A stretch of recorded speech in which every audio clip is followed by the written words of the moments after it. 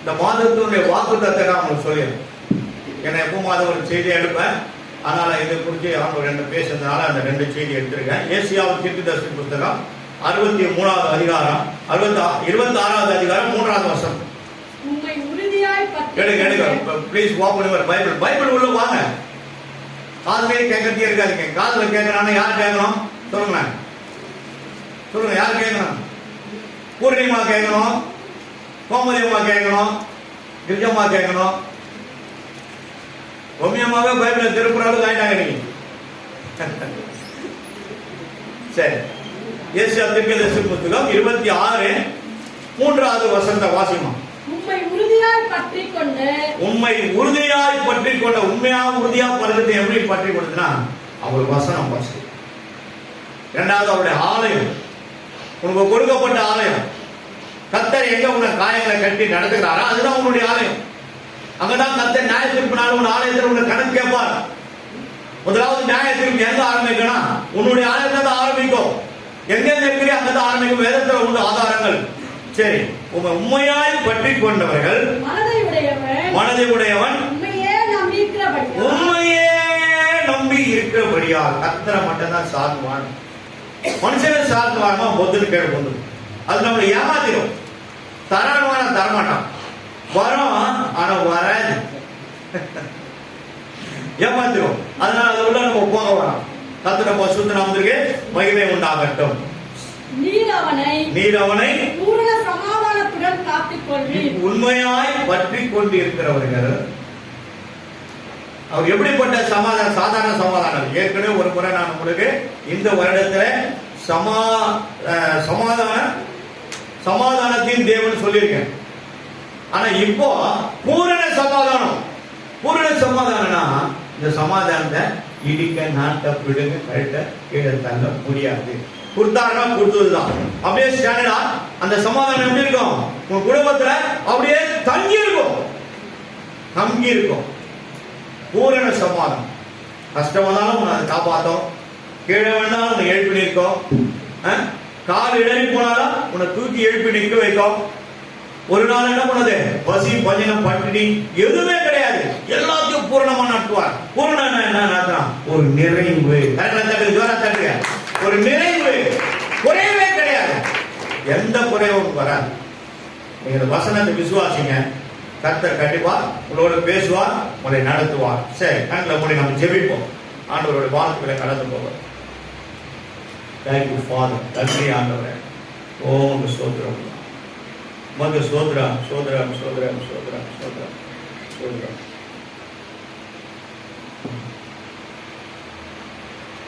நியாய தீர்ப்பினால் நெருங்குதே காலமாகுதே. நியாய தீர்ப்பினால் நெருங்குதே காலமாகுதே. மாயனோரை நம்பி மாறிடுவோம், மானிடரை மீட்க மாட்டீரோ. ஐயா, மாயனோரை நம்பி மாறிடுவோம், மானிடரை மீட்க மாட்டீரோ. தேவனே நீர் பெரியவர், தேவனே நீர் பரிசுத்தர், தேவனே நீர் நல்லவர், தேவனே நீர் வல்லவர். ஜீவனுள்ள தேவனே மாறுவோம், இவன் பாதையில நடந்தோம். இயேசு மூலம் ஜெபிக்கிறோம் நல்ல பிதாவே, ஆமென். நியாய தீர்ப்பு இன்னைக்கு 1, அடுத்த வாரம் 2. 2வது நியாய தீர்ப்பு. முதலாவது நியாய தீர்ப்புல ஏலி தாத்தாவுடைய குடும்பத்தை தேவன் நியாயம் தீர்க்க போகிறார். சாமுவேல் உருவாகவில்லை. சாமுவேல் தான் இஸ்ரவேல் தேசத்தின் முதல் தீர்க்கதரிசி. ஆனால் இந்த தீர்க்கதரிசி உருவாவதற்கு முன்பாகவே தேவனால் உருவாக்கப்பட்டவர் தான் சாமுவேல். ஆனால் அவர் உருவாகுவதற்கு முன்பாகவே ஏலி ஒரு ஆசாரியனாக இருந்தார். அப்போ அவர் யார் அபிஷேகம் பண்ணியிருப்பார்கள் தெரியாது. வேதத்தில் ஆதாரங்கள் இல்லை. ஆனா எருசலேம் பட்டணத்துல ஒரு ஆலயம் இருக்கிறது. அந்த ஆலயத்துல அவர் ஒரு ஆசாரனா இருந்திருக்கிறார். அவருக்கு 2 மகன்கள். அந்த 2 மகன்களும் அவருடைய வயதான காலத்துல, வயது முதிர்ந்த பிறகு, more than 98 years சொல்லி நான் கேள்விப்பட்டேன். வேதத்துல எங்க ஒரு இடத்துல இருக்கிறது. ஆனா இருந்தாலும் அவருடைய 2 பிள்ளைகளும், ஆண் பிள்ளைகள் 2 பேரும் என்ன பண்ணாங்க, ஆண்டவருடைய அந்த தகப்பனால் செய்த அந்த வேலையில அவர்களை ஈடுபடுத்திக் கொண்டு அவர்களும் அங்கே ஆசாரியனாக இருந்தார்கள். இவர்களை யார் பிரதிஷ்டை செய்தார்கள் என்பதற்கு ஆதாரம் இல்லை. ஏலி தாத்தாவை யார் பிரதிஷ்டை பண்ணி அவரை ஊழியக்காரராக நிறுத்தினார் என்பதற்கும் வேதத்தில் ஆதாரம் காணப்படவில்லை. படித்து பாருங்கள். ஒருவேளை உங்களுக்கு தெரிந்தால் நீங்கள் என்னிடத்துல பேசலாம், சொல்லலாம். நானும் அதை அறிந்து கொள்வேன். கர்த்தருடைய பரிசுத்த நாமத்திற்கு மகிமை உண்டாகட்டும். வேதத்துல நான் சொல்றேன் 2, 3, 4, 5 இந்த 5 விதமான அதிகாரங்களை நீங்க வீட்டுல போய் படிச்சு கொள்ள இருக்கிற நேரத்துல நான் சொல்லி முடிச்சிடறேன். கர்த்தருடைய பரிசுத்த நாமத்திற்கு மகிமை உண்டாகட்டும். இங்கே 30,000-4,004 பேரை தேவன் நியாயம் தீர்த்தார். அவர்களை மரணத்துக்கு ஒப்பு கொடுத்தார். ஏனென்றால் 2 பேர் செய்த ஆலயத்தில் செய்த தப்புனால, பாவத்தினால இந்த நியாயத்திற்கு தேவனால் உண்டாக்கப்பட்டது. அன்னால் கர்ப்பவதியாய் ஆகுவதற்கு முன்பாக அவர் மனைவியாய் இருந்தால் தேவனுடைய ஆலயத்துல வருஷத்துக்கு ஒரு முறை எல்கானாவும் அன்னாலும் அவருடைய குடும்பத்தாருக்கு இன்னொரு மனைவி பிள்ளைகளும் சேர்ந்து போய் ஆண்டவருக்கு பலி செலுத்தி பூஜை எல்லாம் பண்ணி அங்கே அதை என்ன பண்ணுவாங்க, அங்க போய் என்ன பண்ணுவாங்க, பொங்கல்லாம் செய்து சாப்பிட்டு படுத்துட்டு அங்கேயே இருந்து ரெஸ்ட் எடுத்து மறுநாள் காலையில அவங்க வந்துருவாங்க. அதை தான் இன்னைக்கு இந்த உலகம் ஃபாலோ பண்ணுது. இது எங்க இருக்கிறது? எங்கேயாவது பகவத்கீதையோ ராமாயணத்திலோ வேற என்ன வந்து பகவத்கீதை ராமாயணம் வேற என்ன இன்னொன்னு 3 சொல்ல மாட்டீங்களா? கம்ப ராமாயணமா? அதான் ராமாயணம் சொல்லிட்டேன். என்னமா? மகாபாரதம். ரைட், மகாபாரதம் சண்டை. சரி, இந்த 3 இடத்துல நீங்க எங்க பார்த்தாலும் ஏன் ஆலயத்தை போய் நம்ம தங்குறோம்? எல்லாத்தையும் முடிச்சுட்டு சுத்திட்டு நாங்களாவது உள்ள வந்தான் சொல்றேன். அங்க உட்காந்து என்ன பண்றோம்? தேங்காய் வச்சு சாப்பிட்டு உட்காந்து போல கொண்டாரு உட்காரு சொல்றோம். இதுக்கெல்லாம் என்ன, அங்க ஆதாரம் கிடையாது. ஆனா இங்க ஆதாரம் இருக்கிறது. இதெல்லாம் முடிச்சுட்டு அவங்க உட்கார்ந்து அங்கேயே இலை போட்டு உட்கார்ந்து சாப்பிட்டு கடவுளுக்கு செய்ய வேண்டிய எல்லாம் செய்துட்டு என்ன போனாங்க, அன்னைக்கு அங்க இருந்துட்டு மறுநாள் போனாங்க. காலமா எழுந்து அவங்க வீடுகளுக்கு ஜபத்தை பண்ணிட்டு அவங்க ஐயா கிட்ட சொல்லிட்டு போயிடுவாங்க. அப்படி போகும்போதுதான் அண்ணா என்ன பண்ணாங்க, தன் இருதயத்தின் ஆழத்துல இருந்து தண்ணீரே வராம தேவ சமூகத்துல தன்னுடைய இருதயத்தை கூட்டுகிறார்கள். ஆகவே நானும் வருஷம் போறேன். நான் மலடியா இருக்கேன், எனக்கு ஒரு பிள்ளைய கொடுங்கப்பா. அது ஆண் பிள்ளையா நீங்க கொடுத்தீங்கன்னா அது உமக்கென்றே நான் அந்த ஆலயத்துல அவனை பிரதிஷ்டை செய்து வால் மருத்துவனை எடுத்து விட்டுறேன். அவனும் ஒரு ஊழியக்காரன் வளரட்டும் என்று சொல்லி நல்லா கவனிங்க, பேசாதீங்க. இது என்ன பண்ணாங்க, அந்த அம்மா பொருத்தனை பண்ணி ஜெபிக்கிறார்கள். கர்த்தர் இந்த சத்தத்தை கேட்டவனே என்ன பண்ணாரு, கர்த்தர் அன்னாரின் கடாட்சித்தாங்க இருக்கும். அப்ப என்ன பண்ணார், ஆண்டவரே இறங்கினார்னு அர்த்தம். நீ எப்படி அவரிடத்துல மன்றாடணுமோ, எப்படி உன்னை தாழ்த்தணுமோ, எப்படி உன்னை வெறுமையாக்கணுமோ அது வர வரைக்கும் என்ன பண்றாரு ஆண்டவரே, விடமாட்டார்.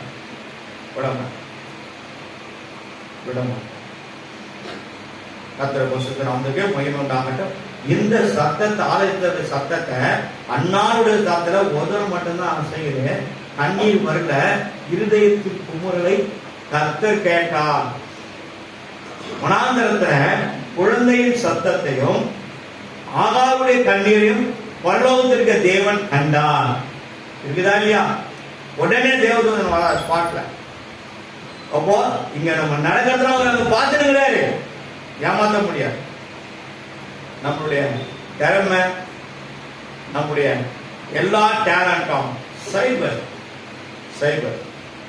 சொன்னாதான், அந்த அளவுக்கு தாழ்மையா இருந்தாதான் கர்த்தர் உன்னை தலை நிமிர செய்திருப்பார், உன்னை ஆசீர்வதிப்பார். நீ யாருக்கு ஆசீர்வாதமா இருக்கிறாய்? ஒரு கேள்வி உனக்குள்ள ஒரு கேள்வி கேளு. சோதனை குறித்து பேசுறாங்களே, சோதனையை சகிக்கிற மனுஷன் பாக்கியவான். ஆனா நம்ம என்ன பண்றோம்? இதுக்கு என்ன வழிக்குதுன்னு என்ன பண்றோம்? நம்முடைய முறையில தேடணும். சரி, எங்கேயாவது வாங்கி கடன் வாங்கி திட்டிட்டு போறாங்க, ஃபர்ஸ்ட் அடைச்சிருக்கோம் சொல்லி நம்ம என்ன பண்றோம்? ஏதோ ஒரு முயற்சி எடுக்கிறோம். அதைத்தான் செய்யாதன்றாங்க வேதத்துல. அதைத்தான் இப்ப தமிழ் சொல்லி சொன்ன காரியம் கூட அதான், அதை செய்யக்கூடாது. ஆனா இதை நம்ம என்ன பண்ணோம்? அவருடைய பாதத்துல வச்சு நம்ம பண்றாங்க. ஒரே நேரத்தில் 7 மாசம் 6 மாசத்துக்குள்ள.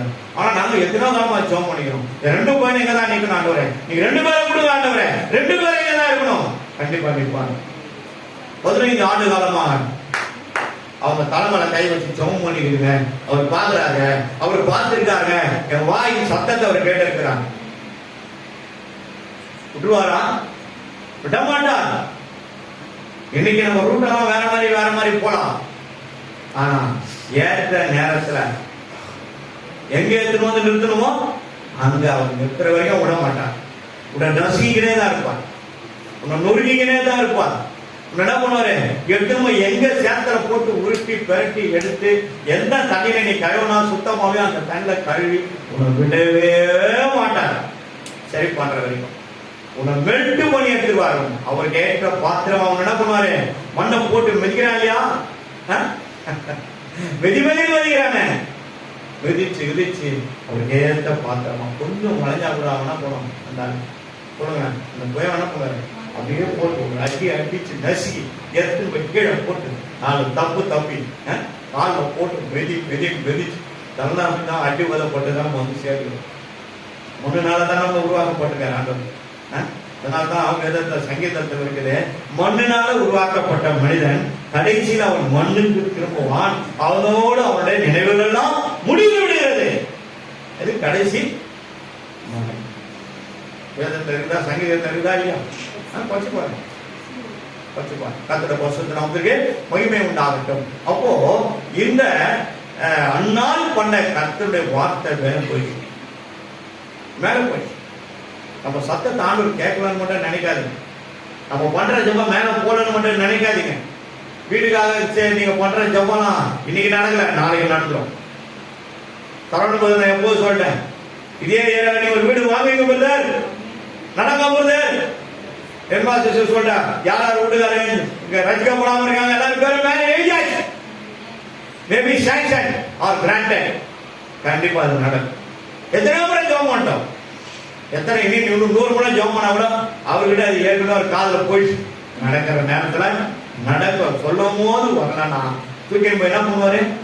சொல்லுங்க, என்ன பண்றாரு? கரும்பு ஜூஸ் பாத்துறீங்களா?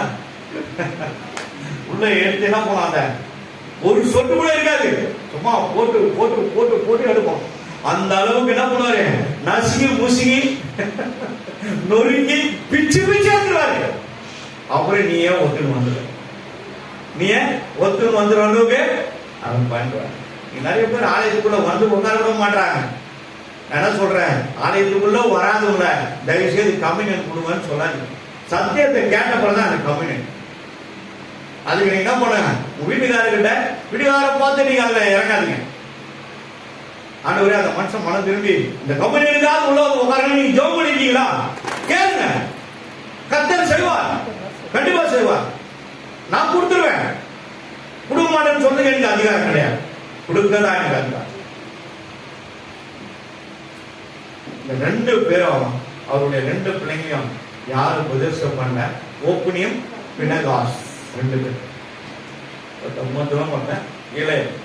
அப்போ இந்த 2 பிள்ளைங்களும் ஆலயத்துல நல்ல ஒரு வாலிப வயசுல இருக்கும் போது கர்த்தர் கண்டு பணி செய்து கொண்டு இருக்கிறாங்க. அப்போ அந்த பணி செய்து கொண்டு இருக்கும் போது கர்த்தர் என்ன பண்றாரு? ஆலயத்தை என்ன பண்றாரு? தேவன் ஆலயத்தை என்ன பண்றாரு? தங்கியிருக்கிறார், உலாவுறார், நடக்கிறார், செயல்படுகிறார். அப்போ ஆலயத்தை உலாவி கொண்டு இருக்கும் போது அங்க நடக்கிற அயோக்கியத்தனங்கள் அவருக்கு தெரியாதா? பரிசுத்தம் இல்லாத காரியங்கள் அவருக்கு தெரியாதா? கண்டிப்பா தெரியும். இந்த 2 பேரும் என்ன பண்ணாங்கன்னா, அங்க வர சகோதரிமார்களை பேக் சைட்ல அழைத்து கொண்டு போய் வேசித்தனம் செய்ததனால ஆண்டவருடைய ஆலயம் தீர்க்கப்பட்டது. கர்த்தர் இதை நினைவுல வைத்திருந்தால் ஏலி தாத்தாக்களை பேசல.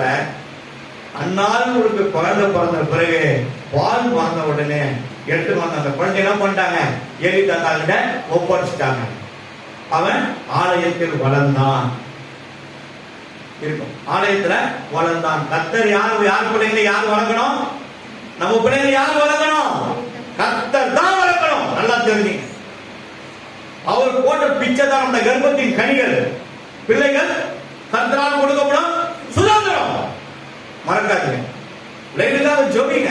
ஆண்டவரே, என் பிள்ளைகள் பக்தி வைராக்கியம் வளரணும், என் பிள்ளைகள் வேதத்தோடு வளரணும், என் பிள்ளைகள் உண்மையாக வளரணும், நேர்மையா இருக்கணும், பரிசுத்தமா இருக்கணும், நீதியா இருக்கணும், சபைக்கு தூணா இருக்கணும். சொல்லி பாருங்க, உங்க பிள்ளைகளை கர்த்தரே வளர்ப்பான். உங்க பிள்ளைகளை எங்க நிக்க வைக்கணுமோ நல்ல ஒரு டாப் பொசிஷன் பண்ணிருக்கிறாங்க. என் பிள்ளைங்க படிப்புக்காகவோ அவங்க அப்படி ஆகணும் இப்படி ஆகணும் ஜாப் பண்ணதே கிடையாது.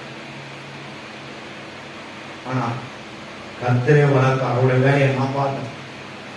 வருஷத்துக்கு ஒரு முறை 1 மாசம் லீவ் போட்டு வட மாநிலத்துக்கு போயிடுறேன். வட மாநிலத்துக்கு போயிடுறேன். 21 மாநிலத்தை சுற்றி அடிச்சா ஆண்டவர். ஒரு முறை வீட்டில் எல்லாரும் ஒரு 12 பேர் கூடி செபிக்கும் போது பரிசுத்த ஆவியானவர் வல்லமா இறங்கி எங்க சின்ன தங்கச்சி பூவெல்லாம் வச்சிருக்கோம், போட்டாலாம் வச்சிருக்கோம், பவுடர் வெள்ளம் போட்டு பல படம் இருக்கும். அது மேல இறங்கினார்.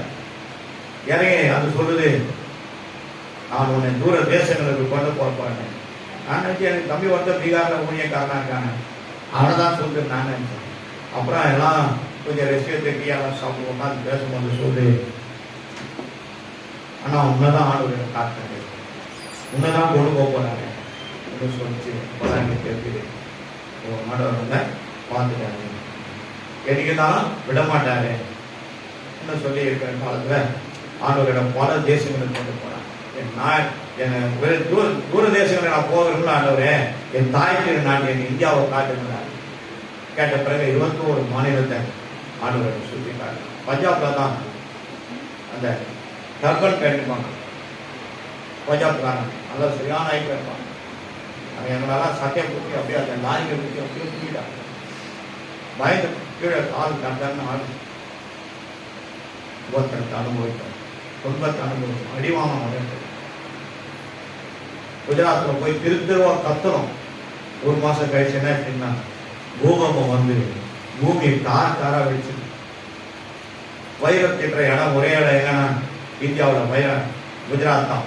பெரிய பெரிய கோடீஸ்வரங்க மில்லியனர்லாம் எங்க இருக்காங்கன்னா குஜராத் தான் இருக்காங்க. அம்பானி அதானி ஊர் எதுன்னா குஜராத் தான். அவ்வளோ பெரிய கோடீஸ்வரன் உள்ள ஊர்.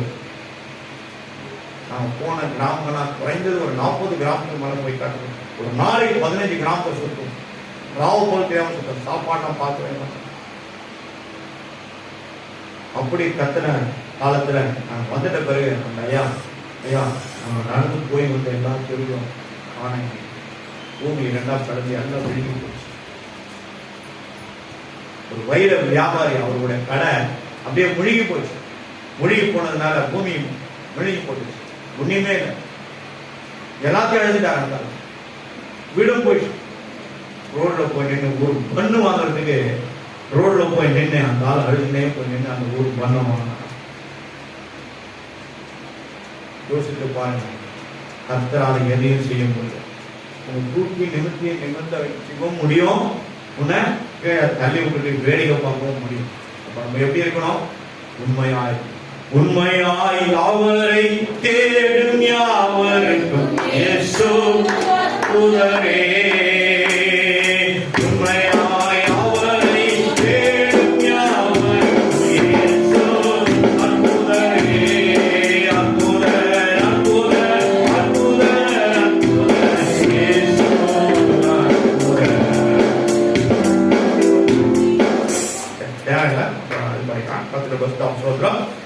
அப்போ இந்த 2 பேர் செய்த அந்த ஆலயத்துல செய்த பாவங்கள் எங்க போச்சு? தேவனுடைய சமூகத்துக்கு போச்சு. அந்த குழந்தை அவங்க ஏழி தாத்தாங்க ஒரு பேர் வைக்கிறார், சாமுவேல் வைக்கிறார். இஸ்ரவேல் தேசத்தின் முதல் தீர்க்கதரிசி, அந்த ஆலயத்துல வளர்க்கப்பட்டவர். எந்த ஆலயமா இருந்தாலும் அங்க ஆண்டவர் இருக்கிறார். நான் எங்க இருக்கிறேனோ அங்கே என் ஊழியக்காரன் இருக்கிறான்ற விரல நீட்டுறதுக்கு நம்மளுக்கு அதிகாரம் கிடையாது. மல்கியா 2 அதிகாரம் 7வது வீட்டை போய் படிச்சு பாருங்க. ஆண்டவர் சொல்றாரு, ஆண்டவரை அவங்கள ரெகக்னைஸ் பண்றார். என்னுடைய தேவதூதன் பிதாமகன் இடத்துல இயேசு இந்த தேசத்துக்காக பரிந்து பேசுகிறார். அந்த பரிந்து பேசுறதுதான் ஊழியக்காரன் எழுதுறார். ஊழியக்காரன் சொன்ன நடக்கும் சபிப்பதற்கல்ல, அவர்களை ஆசீர்வதிக்கும் விடுதலையாக தான் கர்த்தர் ஊழியக்காரன் நிறுத்தியிருக்கார். அதுக்குதான் நிறுத்தியிருக்கிறார். இவங்க 2 பேர் பண்ண காரியம் தேவன் அந்த சாமுவேல் நல்ல நடந்து போய் வந்து நல்ல ஒரு அளவுக்கு 8-9 வயசு கிட்ட ஆகும்போது கர்த்தர் ஆலயத்துக்கு வருகிறார். லைட்லாம் அமைச்சிட்டு அவர் நேரம் வரும்போது ஏலி தாத்தா ரூம்ல படுத்துட்டாரு, இவரு ஆலயத்துல படுத்துவார். ஒரு கொடுக்கப்பட்ட இடத்துல வெளியே உள்ள உட்பிரகாரம் இருக்கும், வெளியே அந்த இடத்த துணி போட்டு அங்கே படுத்துவார். அப்போ ஆண்டவர் வந்து சாமுவேலே உடனே என்ன பண்ணாரு தெரியல, குழந்தை ஓடுறாரு, தாத்தா தாத்தா என்னை கூப்பிட்டீங்களா? இல்லப்பா நான் அவனை கூப்பிடப்பா, நீ போய் படுத்துப்பாங்க. 2வது முறை அதே பண்ண. அப்போதான் அவர் சொல்றாரு, நீ போய் படுத்துக்குப்பா, இந்த முறை அந்த சத்தம் கேட்டான் சொல்ல மாட்டேன் அடியே கேட்கிறேன் சொல்லுப்பான் சொல்லி கொடுக்குறாரு. அதே மாதிரி ஆண்டவர் கேட்கிறேன். கூப்பிட்ட உடனே சொன்ன உடனே ஆண்டவர் ஏலி தாத்தா கிட்ட பேசல, சாமுவேல் கிட்ட பேசுறான். நான் ஏலி தாத்தாவோட 2 பிள்ளைகளை ஓப்பனியும் பினகாசியும் நியாயம் திருக்க போறேன். அவர்கள் இந்த ஆலயத்தில் செய்த அருவருக்கு நிமித்தமாய் பாவத்தின் நிமித்தமாய் அவர்களுக்கு நியாயாதிபதியா இருந்து நியாயம் திருக்க போறேன், நீதி செய்ய போறேன். அப்போ அது அப்படியே விட்டார். ஏலி தாத்தா தெரிஞ்சுக்கினாரு. அவரும் பல முறை அவர் பிள்ளைங்களை கூப்பிட்டு வான் பண்ணியிருக்காரு. அவங்க கீழ்படுகிற மாதிரி இல்லை. பிசாசு உள்ள போச்சுன்னா கீழ்படிய மாட்டாங்க. நல்லா தெரிஞ்சுங்க, ஒரு மனுஷனுக்குள்ள பிசாசு உள்ள போயிடுச்சுன்னா அது அவனை காலி பண்ண பார்ப்பான். ஆனா நீ என்ன பண்ணோம்? ஜபத்துல உறுதியா இந்த முழங்கால் படியிட்டு நீ கண்ணீரோடு இரவுல ஆளில கட்டி ஜெபம்னா கர்த்தர் கண்டிப்பா சத்தத்தை கேட்பார். எல்லாத்துக்கும் வேதத்துல நமக்கு மரணத்துல கூட தப்பிக்க வழி ஆண்டவர் உள்ள வச்சுக்கிறார். சங்கீதம் 68:20 68 வாசிப்போம். 68 வாசிப்போம். 68:20. காரணம் என்னன்னா எல்லாத்துக்கும் வச்சிருக்கிறார். நம்முடைய தேவன் ரட்சிப்பை அருளும் தேவனா இருக்கிறார். ஆண்டவராகிய கர்த்தரால் மரணத்துக்கு நீங்கும் வழி உண்டு. யார் இடத்துல உண்டு? அவரிடத்துல உண்டு. அந்த அதிகாரத்தை தான் கர்த்தர் நம்மளே நம்ம தலைமை வச்சிருக்காங்க. பாஸ்டர் தான் கிடையாது. விசுவாசி நீயும் அந்த வசனத்தை பண்ணினான் அதன் வேலை நடக்கும். அப்ப நீ எப்படி இருக்கணும்? உன்னோட ஆவி ஆத்மா சரணம் சிலுவையில் அடக்கம் பண்ணப்படுது. உண்மையா நேர்மையா இருக்கும், பரிசுத்தமா இருக்கும், நீதியா இருக்கும்.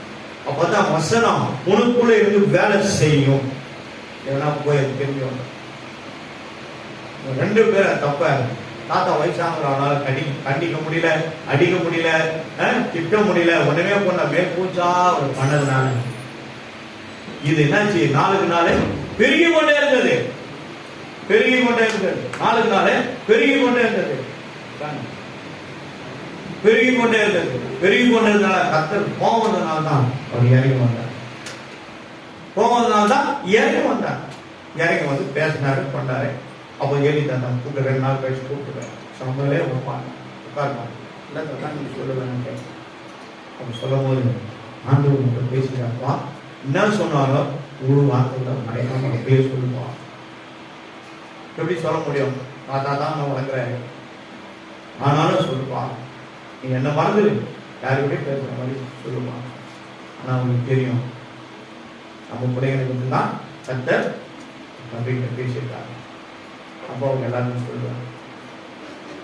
2 பேரையும் நாயத்திற்கு போகிறேன். தேவன் என்ன பண்ணிக்கிறாங்க? எப்படி வந்திருக்கிறாரு? தன் சொந்த ஜனங்களை, யாரு? நம்ம தான் சொந்த ஜனம், வேற யாருங்க?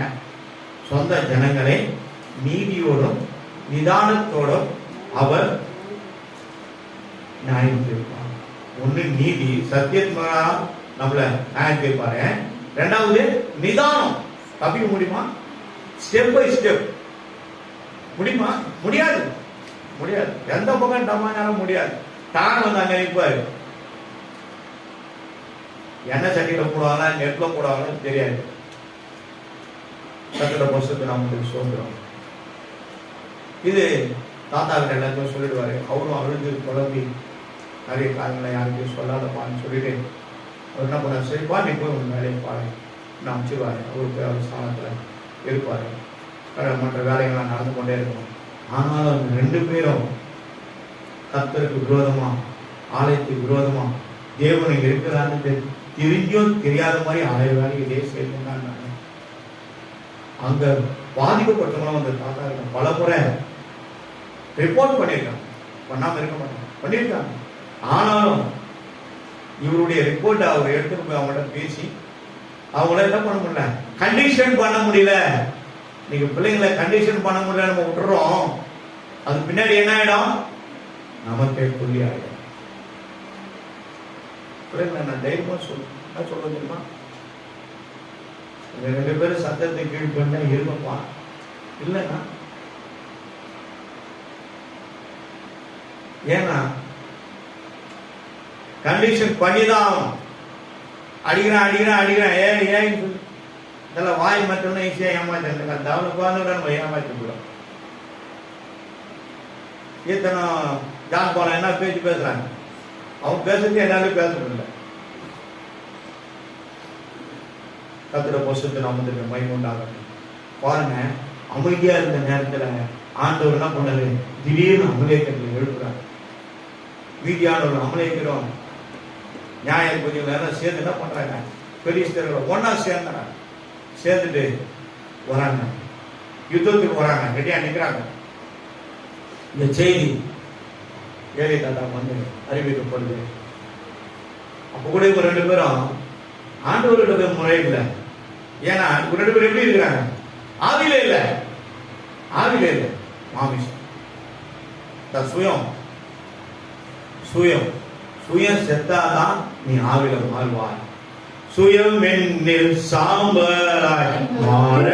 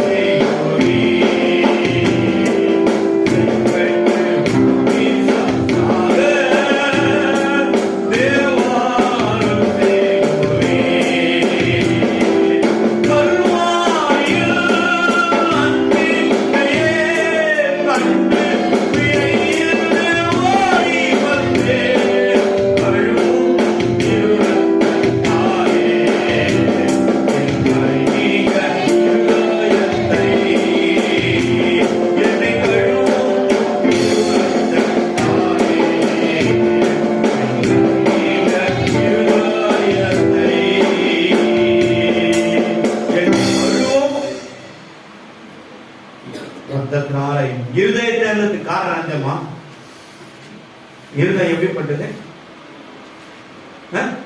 சொல்லுங்க, வாயில இருக்கிறது வரமாட்டேன்.